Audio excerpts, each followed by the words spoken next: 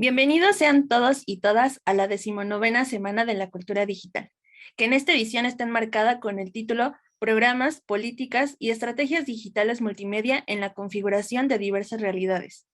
El día de hoy nos complace presentar al doctor Hugo Solís García con su ponencia El proceso en la producción de arte electrónico, reflexiones sobre proyectos de arte interactivo y sus relaciones con la cultura digital.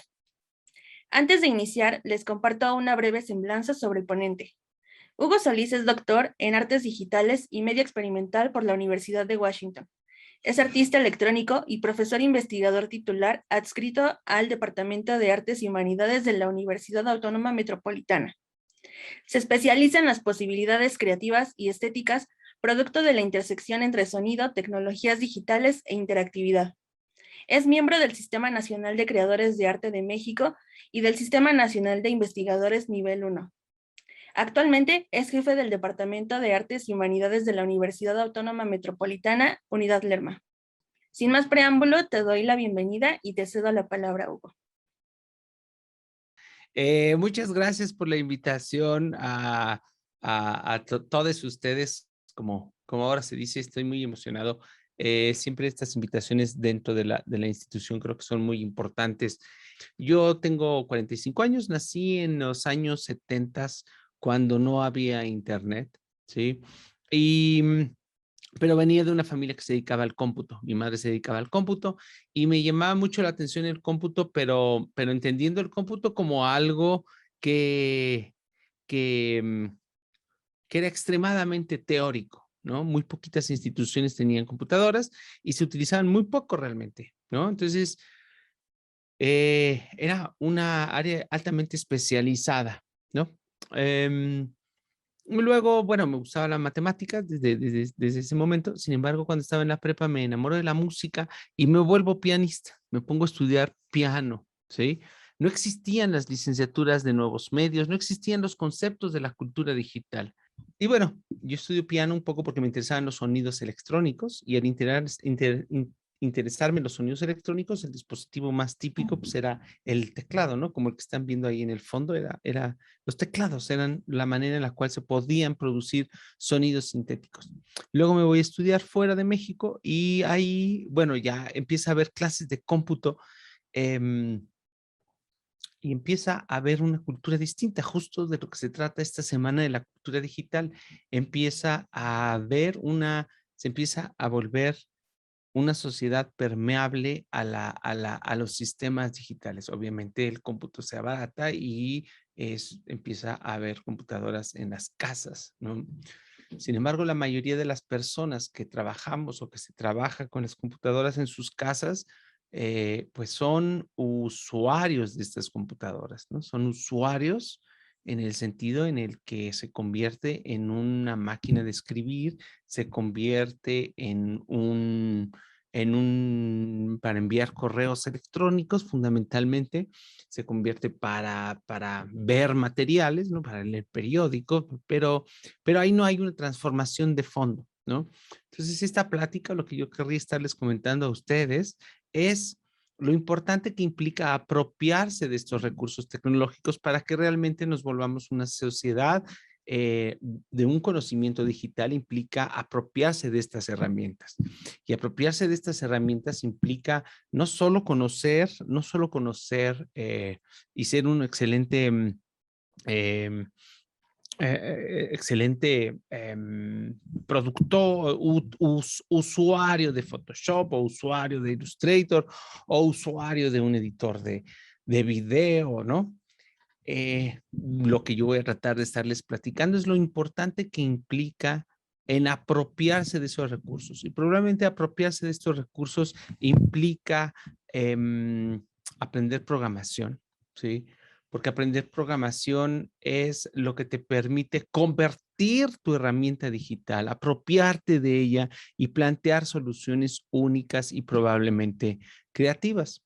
Ese interés que yo tenía de toda esta parte creativa es lo que pues, me lleva a hacer una serie de estudios de posgrado relacionadas con el arte electrónico, con la instalación sonora, pero muy enfocada en la parte de la programación.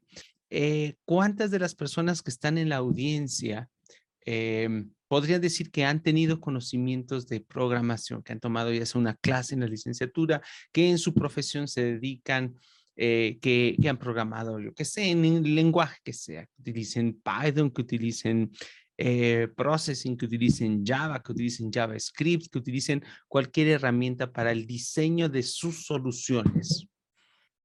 Hay muchas comunidades que plantean que la programación debería de ser una clase obligatoria en todos los distintos rubros, por varios motivos. Un motivo es porque te ayuda a ordenar las ideas y otro motivo es porque es probablemente una mecánica de alfabetismo digital, ¿sí?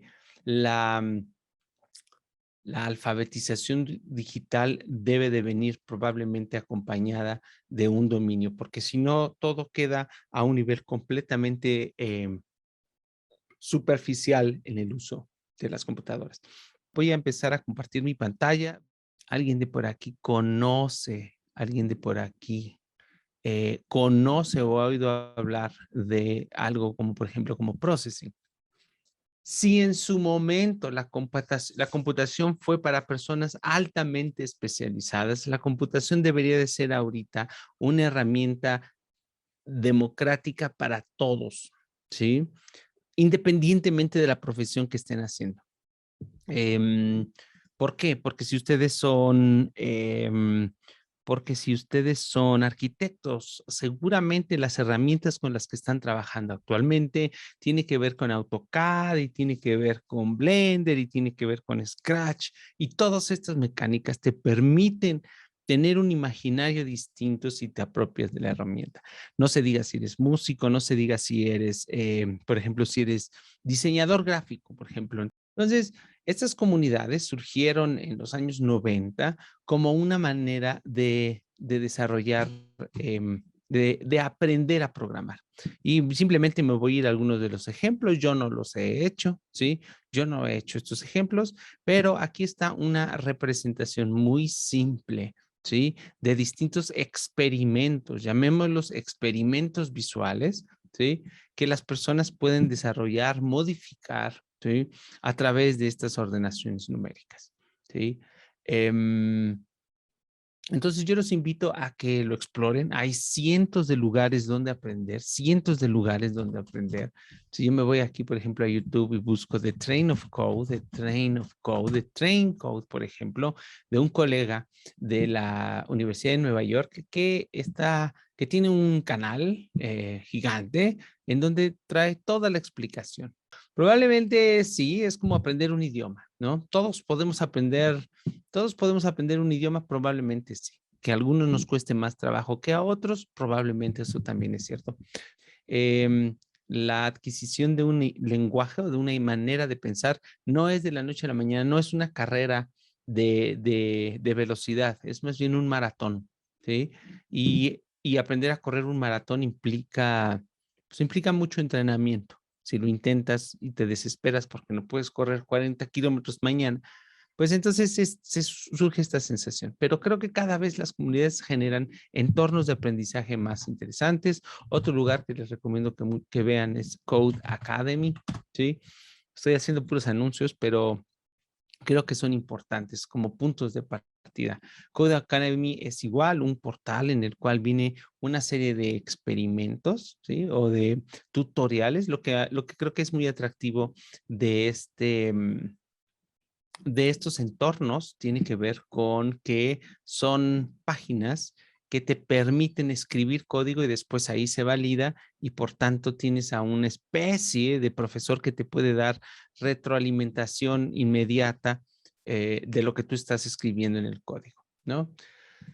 Busquen las clases apropiadas, busquen las materias optativas, etcétera, etcétera. Ahora, desde el lado en el que yo querría platicar, bueno, y otra cosa que está muy importante, está asociada también, aprender a programar está evidentemente muy asociado con el cómputo físico, ¿sí? Y conociendo el cómputo físico como aquellos mecánicas en las cuales se generan puentes entre el mundo digital y el mundo analógico real en el que nosotros nos movemos. Y como el cómputo físico en estos momentos está asociado con la electrónica digital, aprender a programar no solo es un tema de poder hacer algo en una pantalla, también es un tema de poder hacer experimentos con físicos, ¿no? Conectando esto a un sensor en tu casa, por ejemplo, estoy inventando ejemplos, ¿no? Puedes fácilmente hacer un sistema de riego automático, por ejemplo, o puedes hacer un dispositivo que tome fotos cada media hora y con eso hacer un diseño gráfico del cielo y cómo han cambiado las nubes, algo que tendrías que hacer manualmente, por ejemplo. Puedes hacer, si ustedes se dedican al video y la grabación, hacer tal vez un poco más laborioso, pero no imposible, hacer un estabilizador, por ejemplo, ¿no? Si ustedes se van aquí a Instructables, no sé si lo conocen, es otro portal. Iniciado igual por un colega, Instructables te viene aquí, te dice cómo hacer distinto tipo de visualizaciones. ¿Ves? Juguetón, es bastante lúdico, pero no hay nada que nos impida hacer este tipo de materiales. Y nosotros aquí nos vamos a Instructables y nos ponemos a ver cómo poder hacerle una lámpara de bicicleta. Estoy igual inventando cómo hacer, por ejemplo, un circuito de una bike lamp. ¿Cómo hacer una lámpara de bicicleta? A ver si eso viene. Y aquí vienen cómo hacer unas lámparas aquí, sí. ¿Cómo hacer una lámpara de bicicleta a través de un foco de no sé qué, ¿no? Y entonces viene qué es lo que necesitas, cómo lo armas, pero muy pronto se van a encontrar con que muchos de estos ejemplos requieren forzosamente de un poco de programación, muy básica, pero ya no hay pretexto en estos momentos para poder desarrollar pequeños sistemas computacionales por su cuenta. Si pueden hacer prender y apagar fuentes, activar proyectores, no sé cuántos del público que esté aquí esté en temas de curadurías y museografías, pero por ejemplo, poder prender las luces de un lugar, apagarlas porque trabajan en un teatro, todo este tipo de cosas son posibles, ¿no? Y en ese territorio es en el que más o menos yo me muevo y ahora sí ya me voy a ir a hablar de el proceso en la producción de arte electrónica en, aquí, ¿no? Antes de irme al libro, por tanto, me gustaría mucho enseñarles una página en donde tengo algunos de los proyectos. Estos son los proyectos ya más creativos o artísticos que he desarrollado en los últimos 20 años más o menos. Y algunos de estos proyectos, por ejemplo, tienen que ver con el mundo físico, con el mundo virtual. Este se hizo en pandemia y fue una respuesta a una pandemia, ¿sí? Es una instalación para un museo de niños, ¿sí? Este espacio es para que lo recorras con atención y con lentitud. Te invitamos a visitar las esculturas. Cada una de ellas suena de manera distinta. Navega por el sitio utilizando el desplazamiento del mouse y sus botones derecho e izquierdo o las teclas A, W, D y S. También puedes utilizar las flechas del teclado. Ok, pero más que hablar de las piezas, que no es la intención, es de cómo producir estas piezas, ¿sí? Que puede ser que tengan una estética particular o un interés. Yo ahorita estoy ¿Cómo te moviéndola imaginas que se interactivas. crearon los sonidos que estás escuchando ahora? Estoy utilizando mi mouse y las teclas para irme a distintos lugares y es justo porque los museos estaban cerrados que hubo que hacer esta pieza. Ahora, lo interesante aquí es cómo hacerla. ¿Qué necesitarían si ustedes dicen, bueno, pues me llama muchísimo la atención, pero no sé cómo hacer una pieza de ese estilo? Esta pieza fue hecha esta pieza fue hecha en Blender, que a lo mejor algunos de ustedes conocen. Fue hecho las esculturas en Blender, ¿sí? Que es un entorno para el diseño de modelado en 3D. Y después fue montadas las esculturas utilizando una librería de JavaScript ¿sí? Para la visualización de estos materiales. Si ustedes se van aquí a la visualización de estos materiales, pues van a venir códigos de cómo en HTML se puede poco a poco construir un entorno, ¿sí? Y aquí vienen los ejemplos. ¿Dónde se aprenden estas cosas? Pues, pues muy pronto a los profesores nos van a echar porque hay cientos de lugares en donde se explican de una manera mucho más ágil y en la cual puedes poner pausa. Y si tú pones, no sé, un tutorial de 3GS, perdón, de 3GS, te vas a encontrar aquí a una introducción de 3GS, estructura básica, cómo programarlo, cursos. Es decir, no hay ningún pretexto en este momento para que no se resuelvan estos temas. Claro, ¿qué es lo que tienen que entender? Este tipo de tutoriales siempre asumen, en este caso en particular, que puedes programar en JavaScript, por ejemplo, ¿sí? Igual, tomando un curso de un mes, se empieza a clarificar este material. Entonces, se hizo con esta técnica y, mm, y fue hecho con estas herramientas, ¿no? Aquí está otra vez la herramienta y básicamente es una pieza, ¿no? Em, Voy a ir a recorrer estos así un poquito todavía más. Por ejemplo, este es un proyecto similar hecho con las mismas técnicas que tiene grabaciones de cilindreros en la Ciudad de México y de campanas en la ciudad de Berlín. Y con el mouse y el teclado yo me acerco a un sonido de la Ciudad de México.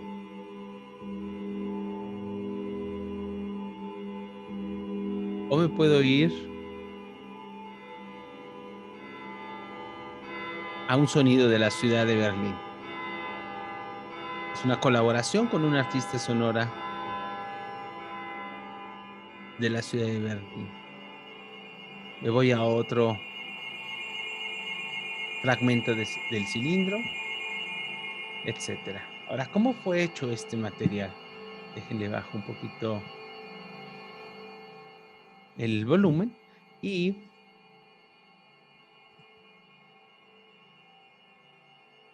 díganme por favor si ven esta pantalla que estoy a punto de abrir.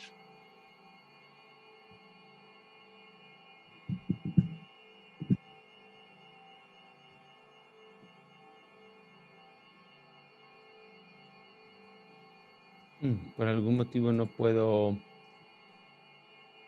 Sí, sí la puedo ver, ¿verdad? Ok.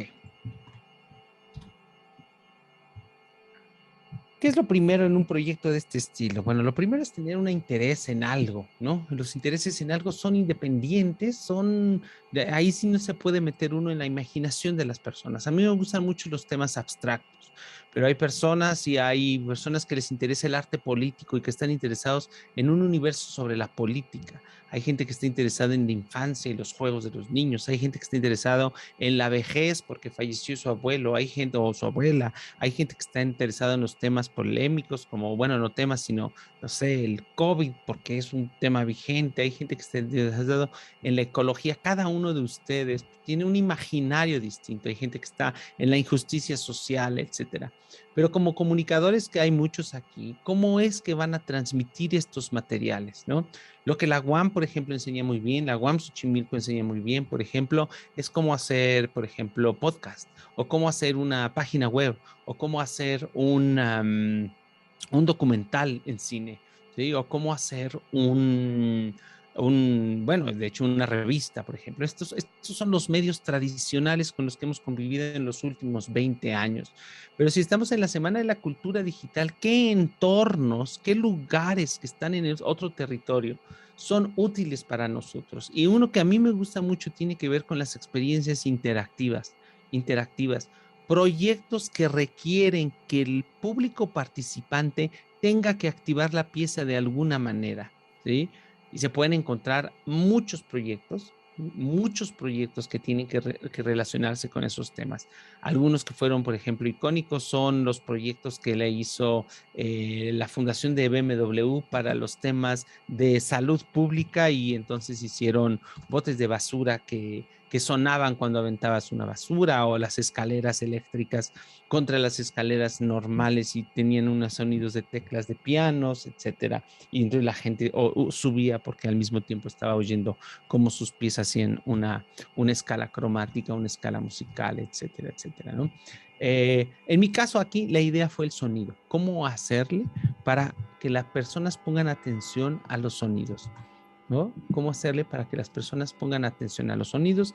Así que lo primero que hice fue grabar a los cilindreros, grabarlos, ir con ellos, decirles, oye, me gustaría grabarte, darles para el refresco, poner una muy buena cámara, digo, una muy buena grabadora y tener los archivos de audio. Después de tener muchos archivos de audio, muchas horas de archivos de audio, obviamente con las herramientas correspondientes cortarlos en fragmentos, ¿sí? Y después clasificarlos. Aquí están los sonidos de los cilindreros. Al mismo tiempo, la colega Ana en Berlín hizo las grabaciones de las campanas. Se cortaron los fragmentos y después se buscaron sonidos que fueran parecidos. Por ejemplo, este fragmento de Cielito Lindo se parece mucho a esta campana que está en tal esquina de la ciudad. Este fragmento de las mañanitas del cilindrero se parece a esta campana que está en otro lugar de la ciudad. Y con esto se hicieron mapas, se trazaron líneas de qué sonido se parece a qué sonido, y eso es lo que estamos viendo en las líneas que están aquí. Estas líneas conectan los sonidos similares. Primero hubo una idea y después hubo una necesidad de resolverla técnicamente, ¿sí? Este es otro proyecto, un proyecto también realizado durante el tiempo de la pandemia, ¿sí?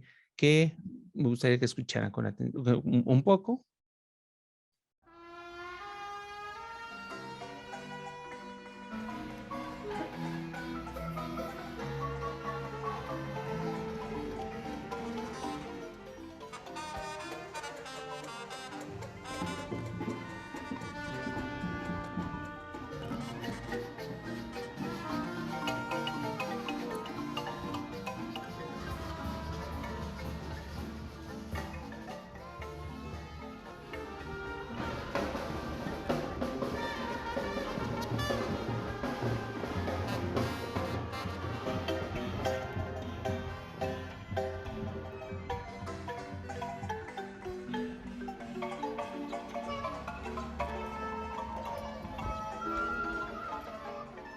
Aquí lo que sucedió es que a mí me interesa el sonido. Como pueden ver en muchos de los proyectos, me interesa la parte del sonido. Hace más o menos 2 años, en otro proyecto que voy a hablar un poquito más tarde, hice una aplicación para dispositivos móviles muy sencilla, ¿sí? Ustedes dicen, bueno, ¿y cómo le hago si nunca he tomado una clase de cómo hacer una aplicación para un dispositivo móvil? Es extremadamente sencillo en los momentos de ahorita aprender a hacer una aplicación que no la van a programar desde cero. Básicamente es ahora como jugar Lego, es básicamente agarrar bloques de cosas, es decir, necesito un botón para una grabadora, necesito una manera para subirlo a una base de datos, necesito una manera para reproducirlo, etcétera. De la aplicación para grabación la voy a hablar un poco más tarde, pero tengo una aplicación que me permite grabar sonidos. Y yo la utilizaba antes de la pandemia para grabar. Voy a quitar el audio porque a mí sí me está distrayendo mucho, una disculpa. Ok, y entonces pues, yo tenía una aplicación para grabar sonidos de la ciudad, ¿sí? Viene la pandemia y cuando viene la pandemia nos encerramos, los que pudimos encerrarnos, ¿no? Viene la pandemia y un montón de músicos, de hecho como el que está ahorita tocando en la ventana, no sé si lo están oyendo, pero por mi casa empezaron a pasar muchos músicos todo el tiempo. De hecho, ahorita está oyendo eso, ¿no? Y empecé a grabarlos y también les daba una propina significativa porque, pues en cierto sentido, se me estrujaba el corazón, me partía el corazón la situación que estaba sucediendo. Y grabé durante todo ese año a todos los músicos que pasaban desde el balcón con la aplicación móvil, de forma tal que el mapa empezó a tener muchos sonidos adentro de la ciudad. Y esta es una aplicación que utiliza esas grabaciones de la base de datos. No es una pieza pregrabada, es más bien un algoritmo computacional hecho en la página web que se va y al azar empieza a coleccionar, ¿sí? Y al pasar empieza a agarrar, pues no sé, que al marimbista y que al trompetista y que el bésame mucho de alguien y que alguien con su guitarra eléctrica y los empieza a combinar. ¿Sí? Los empieza a combinar, pone le pone un fade in y le pone un fade out. A la mitad de este proceso agarra este audio y lo vuelve a poner. ¿Sí? Este proyecto está en desarrollo y ahorita esto es aleatorio básicamente. ¿Sí? La intención es que esto se haga distinto, ¿no?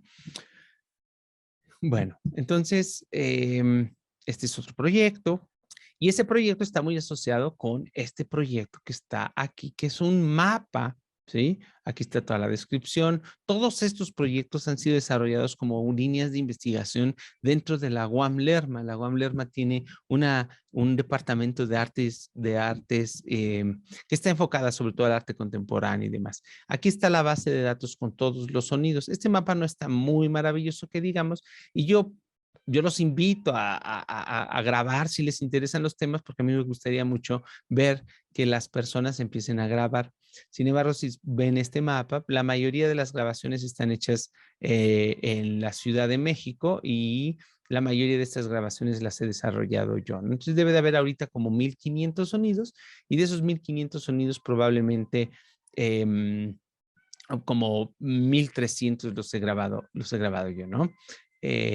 Y si se van aquí, pues se van a encontrar justamente que la mayoría están en la Ciudad de México y si seguimos por aquí, nos vamos a encontrar que la mayoría de ellos están, ¿sí? Están en donde vivo, así que ya saben dónde vivo, quien quiera venir a visitarme puede venir a visitarme, pero es aquí. Entonces miren toda la cantidad de grabaciones que se hicieron durante la pandemia en este territorio. Otra vez, ¿cómo se hizo este mapa y esa grabación? Ya no debe de ser problema en estos momentos para las generaciones jóvenes como ustedes. Si no lo saben, simplemente se tienen que ir aquí y googlear cómo hacer un mapa en internet y se van a encontrar con que hay muchas librerías y plataformas para hacerse. Esta es la misma base de datos que se comparte con, eh, con, el, con el proyecto anterior, ¿sí? Si se van a esa página y se van a la sección de publicaciones, se van a encontrar con una publicación que se llama El proceso de la producción de arte electrónico. Aquí describo todos los proyectos que se han hecho, que se han hecho a lo largo del tiempo con esa lógica, con la lógica de invitar a las comunidades a participar en la creación de piezas. Ninguna de las piezas que hemos visto ahorita, ninguna de las piezas que estamos viendo aquí, o casi ninguna de estas piezas, existiría de manera fija. Este es un recorrido, pero de todos modos es una pieza artística. Esta sí está tal vez un poco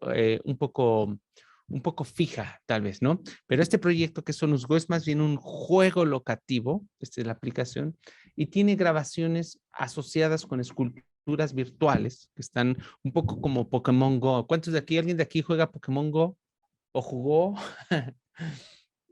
Yo no lo jugué, pero mi hijo sí lo jugó antes de la pandemia y pues yo lo acompañaba a los lugares en donde quería jugar. Yo había hecho una aplicación en la que yo quería que la gente grabara sonido y nadie la peló, ¿no? Obviamente, pues no había mucho interés. En los talleres que doy, obviamente que sí, la gente descarga la aplicación, graba sus sonidos, pero que de manera así, por gusto, la gente se pusiera a grabar sonidos, también era un poco complicado. Entonces dije, ¿cómo puedo activar a las personas para que jueguen mucho más?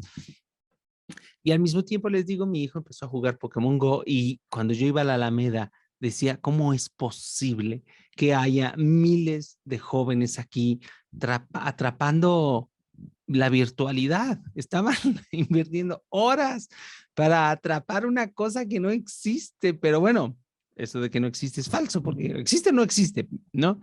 Em, pero estaban ahí interactuando en el espacio público. Me encantó lo que estaba pasando con ese videojuego porque incitaba a las personas a apropiarse de espacios particulares. Tú te encontrabas a unos jóvenes persiguiendo una pokeparada en la mitad de algún lugar de la ciudad. Ese paradigma de utilizar la aplicación para que la gente saliera a un lugar hizo que que esta aplicación fuera lo mismo. Entonces, este solo son imágenes de pantalla. Esta es una escultura que aparece, ¿sí? Que aparece cuando estás en un lugar muy particular. Hay una descripción, un video, etcétera. Pueden descargar la aplicación y bueno, la pueden descargar en estos lugares. Tiene el mapa donde puedes oír las aplicaciones, tiene la grabadora, pero también en el mapa te aparece a dónde tienes que ir para atrapar ese paisaje sonoro que se construye con las grabaciones colectivas, ¿no? Es otro proyecto que implicaba que la gente saliera y se apropiara, ¿sí? Eh, bueno, entonces, regresando al tema del libro. Este libro justamente está dedicado a los estudiantes de la UAM porque habla de ese tema. ¿Cómo es que yo puedo hacerlo? La mayoría de las personas que nos dedicamos a producir piezas que después están en festivales, en museos, etcétera, ponemos una pieza en un museo, ¿no? O en una galería o en un festival. Las personas interesadas van y la ven como un producto terminado, van y ven una pieza y muchos de nosotros cuando las vemos decimos, wow, me gusta mucho esa pieza, me encantaría hacer una pieza parecida, pero no sé cómo se hace, no tengo ni idea de cómo empezar a hacer una pieza así. Me da, ¿por qué? Pues porque nosotros como expositores estamos preocupados en mostrar el producto lo más terminado posible y en ocasiones no mostramos lo que hay detrás de las piezas. Entonces, este libro se trata de eso, habla del arte interactivo y participación del público como un agente colaborador. Trae un poquito de historia y un poquito de técnicas. Olvídense mucho de las técnicas que están en el libro porque esas cambian día con día, que si BlackBerry termina y entonces cambian, no sé qué, todo eso va a estar cambiando, que si se puso de moda Java hace 20 años y ahora hay que programar en Python, tampoco importa, porque si tú aprendes a programar en un lenguaje, vas a poder programar en otro proyecto, ¿sí? Y a partir de ahí empiezo a describir todos los distintos proyectos, estos son muy antiguos ya, ¿sí? Yo ahorita les enseñé básicamente los últimos proyectos, pero por ejemplo, Ojo TVA, que es un proyecto más antiguo, es un proyecto en donde juntos tú tienes que grabar un pequeño material y entre las grabaciones de todos se hacía un collage abstracto audiovisual, por ejemplo, ¿sí? Proyectos que tienen que ver con pianos, proyectos que tienen que ver con objetos que suenan, proyectos que tienen que ver con el mar, proyectos que tienen que ver con los sonidos de las neuronas, eh, software para hacer música, etcétera, etcétera. Y aquí viene. Pero lo más bonito que creo que puede suceder es lo que está en la parte de aquí, ¿sí? Eh, que es cómo influir en que los estudiantes hagan sus propias planteamientos, ¿sí? Y eso es lo que a mí me gustaría que vieran aquí. No es un manual, es una historia, es una navegación de los errores y aciertos en cada una de esas piezas, ¿sí? Aquí se hablan de los distintos conceptos, cuáles son los artistas, qué nos incita, cuál es la forma, cuál es el estilo, pero sobre todo cuál es la parte pedagógica de cada uno de estos materiales, ¿sí? Y entonces ya viene dividido los materiales. Perdón, lo voy a ojear, hagan de cuenta que estamos en la, en la librería y vienen aquí los distintos contextos, cómo puedo cambiar más fácilmente, creo que no es tan fácil. Hoy esto los va a marear seguramente, espérenme tantito, veo si puedo. Ok, sí.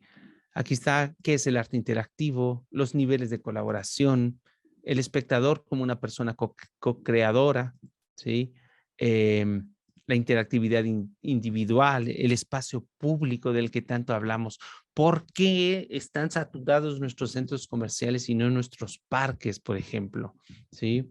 Técnicas, aquí vienen los distintos softwares que se pueden usar, aquí vienen cosas como el processing que les estaba mencionando, el Arduino, los sensores, qué tipo de sensores podrían hacer.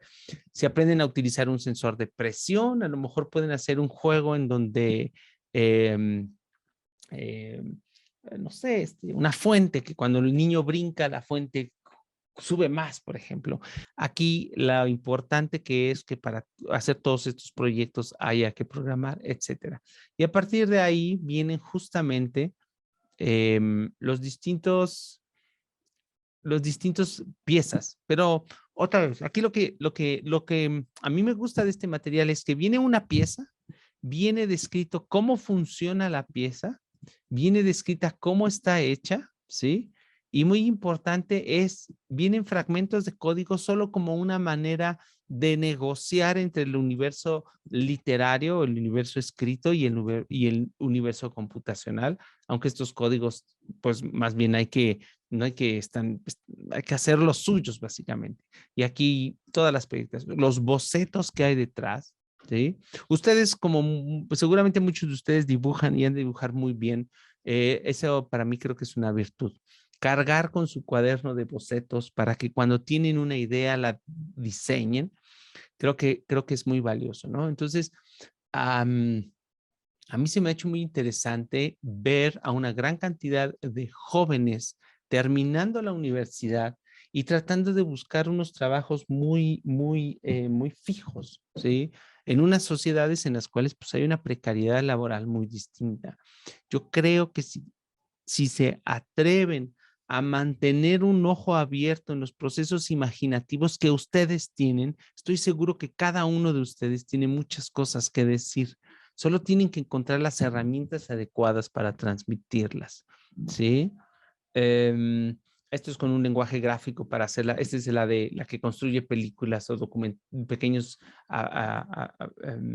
materiales audiovisuales. Este es un recorrido sonoro. Estas son unas piezas para piano, por ejemplo. Y aquí viene la electrónica que hay detrás, ¿no? Uno pensaría que a lo mejor atrás hay una electrónica muy sofisticada y pues no, esto fue hecho con unos cablecitos y unos circuitos nada más para poder prender los motores y una fuente de poder de un piano.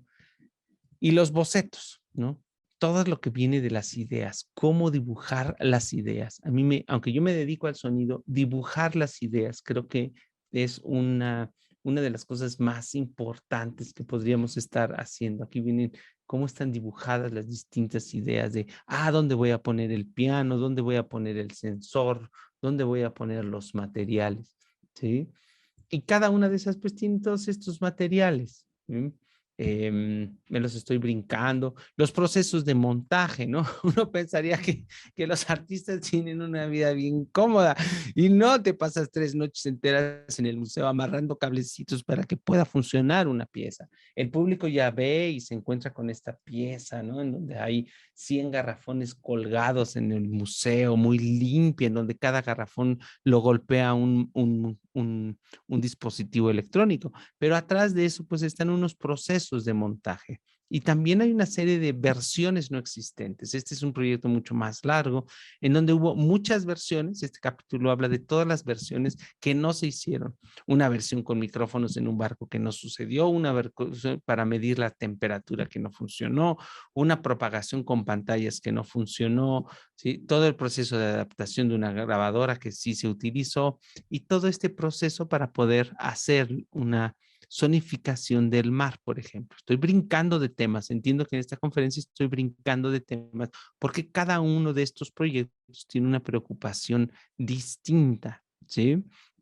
Este, por ejemplo, es un proyecto para oír cómo suenan las neuronas de los caracoles, por ejemplo, ¿sí? Y este es un proyecto que es un escuchador en el mar, que es una estructura que está flotando en el mar y otra vez todos los bocetos y todas las distintas ideas y todo el proceso de ir montándolo, cómo haciéndolo, cómo pintándolo, todo el taller de electrónica de cómo se va poniendo este material, cómo irlo armando, cómo está el resultado de este dispositivo, cómo se montó y luego cómo enseñarle a las comunidades a lo mismo que estoy intentando transmitir brevemente en esta conferencia, que es apropiarse de las herramientas para hacer sus proyectos, ¿sí? Y proyectos mucho más antiguos de electrónica, etcétera, etcétera. Entonces, no es un libro pedagógico, más bien es como lo que hay en el taller, lo que hay atrás de cada una de las piezas que se hicieron, no cada una, obviamente, pero de muchas de las piezas que están aquí.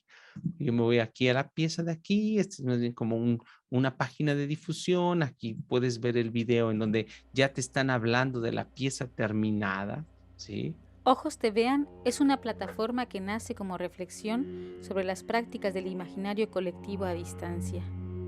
Ojos Te Vean es un espacio de creación audiovisual colectiva que funciona vía internet de la siguiente manera. Los participantes deben dirigirse a la página ojostevean.net, donde descargarán un programa de fácil instalación que funciona tanto en Windows como en Macintosh. El programa ha sido específicamente diseñado para el proyecto y su instalación se realiza únicamente la primera vez que se ejecuta. La interfase funciona para grabar video, audio, recolectar imágenes de internet de manera aleatoria y una ventana que permite escribir textos que después se convertirán en los subtítulos del corto.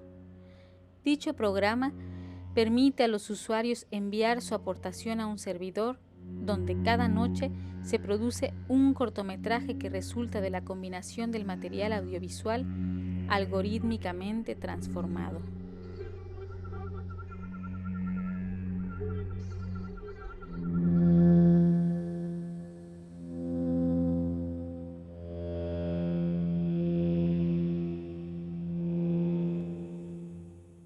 La segunda. Entonces, esa es la descripción de la pieza y uno dice, ay, bueno, digo, no sé si van a decir qué bonito o qué fea, eso no importa ahorita, pero dices, ah, bueno, qué padre pieza, pero si yo soy un estudiante y quiero hacer un proyecto así, bueno, ¿cómo lo hicieron? Pues aquí es como la historia detrás de cómo lo hicieron. Ah, pues fíjate que se hizo con estas herramientas y con estas técnicas, ¿no? De eso se trata básicamente el libro.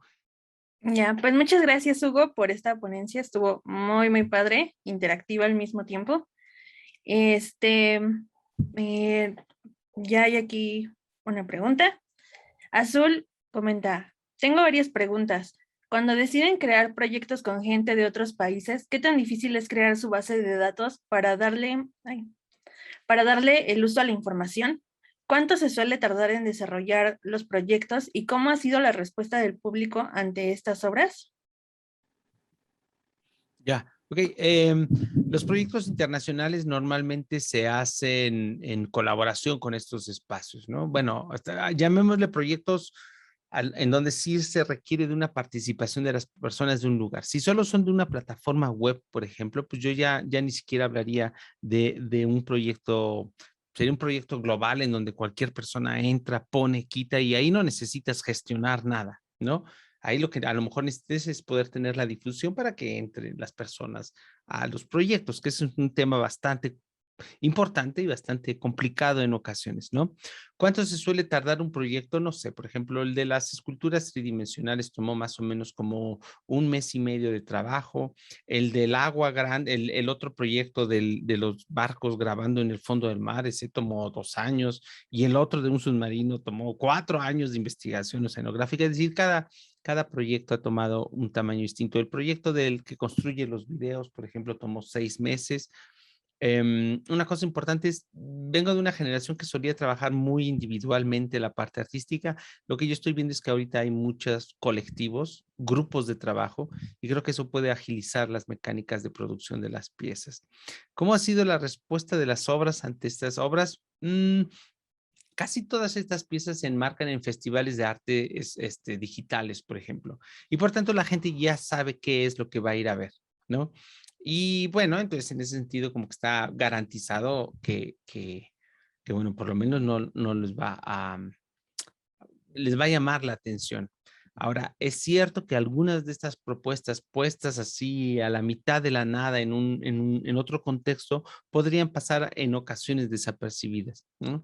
Me ha tocado ver proyectos que ponen así en las plazas. Son excelentes proyectos y que la gente a lo mejor todavía por una falta de contexto no sabe cómo entenderlo. O incluso culturalmente creo que venimos de una cultura en donde nos dan miedo las piezas. Crecimos como en los museos de no toques esto, no muevas la mano, guarda silencio. Y tú haces una pieza en la cual la gente tiene que hacer caras o tiene que gritar o tiene que para que suceda algo. Entonces tienes que ser muy enfático en ese sentido. Yo no pertenezco a ninguna asociación como tal, pero creo que lugares en donde esto es muy activo son el Centro de Cultura Digital, que a lo mejor algunos de ustedes conocen, están abajo de la Suave y Crema, al lado de Chapultepec. Si ustedes googlean Centro de Cultura Digital, hay talleres, conferencias, paneles, discusiones. Es un nodo, es un espacio medular importante en estos temas. El El Rule a nivel de ciudad está en la latinoamericana, es un lugar de espacios y saberes. Creo que son una propuesta muy valiosa que equilibra la parte tecnológica con con que las comunidades se apropien y se den cuenta de lo mucho que saben. El Centro Multimedia del CENART, ahí en Río Churubusco, en Insurgentes, en donde está el Centro Nacional de las Artes, hay un lugar que se llama el Centro Multimedia, googleenlo, talleres gratuitos todo el tiempo de este tipo de técnicas y de trabajos. Sí, en la ciudad creo que esos 3 lugares son importantes, ¿no? ¿Qué opinas de los artistas digitales que fabrican artefactos para extender sus sentidos humanos? ¿Has tenido, ¿has tenido el deseo y o necesidad de crear algo para que sea extensión de tu mente y tu cuerpo? Como un dispositivo para el cuerpo, probablemente no, pero sí, si te vas ahí a la página, vas a ver un proyecto que se llama Helix Aspersa, que en cierto sentido es extender el sentido, es tratar de ver cómo se escuchan las neuronas, ¿no? Y bueno, es tangencialmente esto, pero yo no me he dedicado a fabricar artefactos para extender los sentidos, por ejemplo, pero sí conozco muchos proyectos bellísimos al respecto, ¿no? Fotografías hechas con espectros luminosos que no podemos ver, por ejemplo. Entonces hay unas piezas altamente expresivas porque pues yo no lo veo en mi piel, pero mi piel tiene un montonal de imperfecciones que en otros espectros ultravioletas, por ejemplo, si tú correlacionas esos espectros con un rango de visión real, vas a ver que estoy todo lleno de cosas raras, ¿no? Pero yo no lo he hecho. Yo no lo he hecho, los conozco, no he visto proyectos interesantes. Creo que un lugar al que deberían también de acceder es al archivo de piezas de arte de Ars Electrónica, un festival muy importante que está con una sede en Linz, en Austria, y es ahí el lugar, la meca de este tipo de propuestas, y ahí te vas a encontrar muchos proyectos que tienen que ver con esos temas, ¿no? Sí. Saúl comenta, primero quiero felicitarlo, a mí me sorprende mucho cómo puede darle estructura a todas sus ideas. Creo que sus bocetos en sí ya son interesantes como la obra. Eloy Pérez comenta, ¿qué opinas del tokens no fungibles o NFTs? ¿Es la expresión emergente capitalista del arte digital? Pues mira, eso está interesante. No creo que, yo creo que toda la técnica del blockchain no, al contrario, fue una propuesta anticapitalista en cierto sentido. Creo que todas las criptomonedas, etcétera, etcétera, fueron una intención de democratizar las monedas. Creo que lo triste de muchas de estas historias es que más bien la especulación y más bien ya el uso sí, de la especulación es lo que pudo destruir un poquito muchos de los conceptos que hay ahí adentro, ¿no? Las criptomonedas son una excelente mecánica para darle valor a ciertas manifestaciones. Y en ese sentido, darle valor a unas piezas, darle valor a la originalidad de una idea o de una pieza musical o de una imagen o de un lo que sea, sí, que sea digital, aunque sea replicable, creo que le puede dar cierto valor, hasta de derechos de autor, hasta de decir, yo soy el dueño de este material. Piensen en ustedes que hacen una idea. Y esto no tiene que ver con el dinero, tiene que ver con el respeto a la transmisión del conocimiento, más allá de que exista toda esta cultura de no importa de dónde viene el conocimiento, esto es completamente copies de código abierto, eso tiene un valor, pero casi todos los códigos abiertos aún así dicen, oye, pero me gustaría que le dieras las gracias al trabajo que he invertido. No quiero dinero, no quiero, pero quiero que digan, oye, yo modifiqué este código porque lo modifiqué de fulanito y de fulanito. Y en ese sentido creo que la técnica de los tokens no fungibles es muy útil, ¿sí? Lo que a mí ya se me queda extremadamente extraño es que se empiece otra vez a monetizar de una manera tan evidente, ¿no? O tan salvaje tal vez. Pero eso ya no tiene que ver con la tecnología, tiene que ver con nuestras sociedades y tiene que ver con esa plasmación del valor. Entonces, Lo interesante es ver todos los proyectos alternativos en estas técnicas. Creo que eso está bonito. Creo que eso está padre. Pero si ustedes, y ya a nivel más de profesión y de vivir y de precariedad, si nosotros la única manera que tenemos para para convivir con la economía global es esa, y ustedes son músicos o ustedes son dibujantes, pues a lo mejor sí les conviene poner sus materiales ahí, ¿no? Y bueno, muchas gracias, Hugo. Y una última pregunta. También Eloy pregunta si realizaron con exposiciones periódicas los alumnos de licenciatura de arte digital en la UAM Lerma. Ah, qué bonita pregunta. Sí, se realizan. Cada año los estudiantes tienen que recibirse su tesis, es una pieza de arte electrónico y obviamente un documento que hable de esa pieza. Y de los primeros 3 años, cuando no había pandemia, las primeras 4 exposiciones fueron hechas en museos, están los catálogos, etcétera. Pero la exposición de la generación pasada fue una exposición virtual. Pueden ir a ver la exposición virtual en EAD05. Aquí están los proyectos de los estudiantes de la universidad y está por hacerse EAD06 para esta generación. ¿Sí? Y cada uno es interesante ver sus preocupaciones, ver sus necesidades, y ahí está. ¿Sí? Pues eso sería todo, doctor Hugo. Muchas gracias por participar en la Semana de la Cultura Digital. Muchas gracias a todos y gracias por la invitación.